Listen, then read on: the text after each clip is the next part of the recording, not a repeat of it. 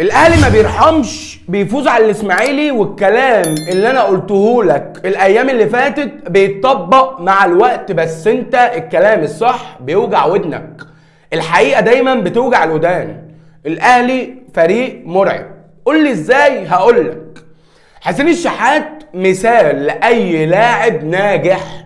حسين الشحات اهدافه اكتر من مراوغاته. انت عايز وينج بياخد الخط كله بالطريقه دي ويقوم جاي قاصر لجوه، وكل المدافعين والجون وكل الناس عارفه ان حسين هيعمل الحركه دي، يا بيحطها جون يا بيحطها في العارضه يا بيعملها لحد جاي من تحت عشان يجيب جون. حسين الشحات وينج مراوغاته مش كتيره. انت عايز ايه من اكتر ان وينج بيجيب اهداف؟ نص اهداف الاهلي الموسم اللي فات حسين الشحات مشارك في 70% فيها. 70% من اهداف الاهلي حسين الشحات لازم يبصم عليه. وانا شايفه كان لعيب عادي، وانت كنت شايفه لعيب عادي. ازاي حسين ده بيلعب في الاهلي وعاملين له الضجه دي؟ مثال لاي لاعب النهارده ناجح. يجري على الخط يقوم جاي قاطم لجوه، يا يحطها ببطن رجليه في البعيده. سبحان الله، كل جوان حسين الشحات مع الاهلي بنفس الطريقه وبنفس السيناريو.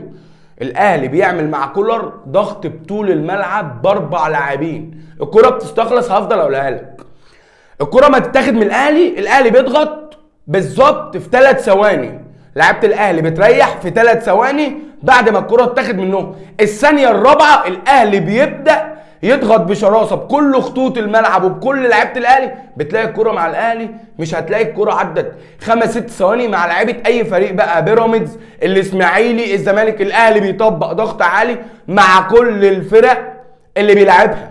الاهلي شرس في الضغط هجوميا ودفاعيا، والكره معاه بتلاقيه ضاغط بشراسه كبيره جدا. الاهلي الكره بتتعمل بالعرض بتلاقي 3-4 في ال 18. ما ده اللي بيحصل حاليا.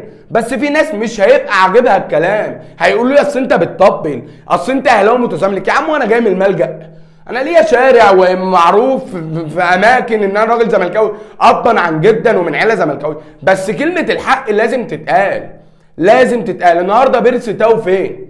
بيرسي تاو النهارده بيعمل ايه؟ واقف مستني ملقاط تنزل دب على هم كده. معاهم مدير فني مفهمهم كل حاجه صح، مخلي الاهلي فريق مرعب. وعهد الله الاهلي اصبح فريق مرعب. وهفضل اكرر الكلمه من بعد ماتش الاهلي والزمالك. اول ماتش كان لكولر في السوبر في الامارات في جون برونو سافيو. قلت لك الاهلي مع كولر كل يوم هيعدي على الاهلي هيبقى فريق مرعب. الناس كانت بتقول لك ده محظوظ، ده ماشي معاه. شوف النهارده كولر لاعب كام ماتش، فايز كام ماتش وخسران كام ماتش. هات لي احصائيه تقول ان كولر مدير فني فاشل، غير ان انت انسان مش عايز تسمع كلمه الحق، عايز تدنيك تدل وتضحك على نفسك وتبيع اوهام لنفسك. انت مش هتحس بيها دلوقتي غير اما يكفيك على وشك في ماتش الاهلي والزمالك. النهارده الراجل فين في افريقيا؟ الراجل بيعمل ايه في الدوري؟ انا قلت لك من الماتش المصري كل الفرق اللي هتنزل تفتح تقفل هتشيل قدام الاهلي. لو فتحت هتشيل سكور، لو قفلت هتشيل. المهم انك كده الاهلي هيشيلك، لان لعيبه الاهلي فعلا زرازير اقسم بالله. موديست، انا اتكلمت على موديست وقلت ان دي صفقه فاشله. من وجهه نظري ان موديست صفقه فاشله. عايز اعرف، اما انت جايب لعيب عندك 35 سنه كان قدامك مابولولو ده ازاي مش في الاهلي والزمالك يا جدعان؟ ده تمساح في ال 18 اقسم بالله، تمساح بيعمل كل حاجه في الكوره. بس احنا بنحب الهيلمان، واصل مش عارفه جاي منين وهو مش جاي منين. موديست يا جدعان مش قادر يمشي. ده مش عنده 35 سنه، ده عنده 85 سنه.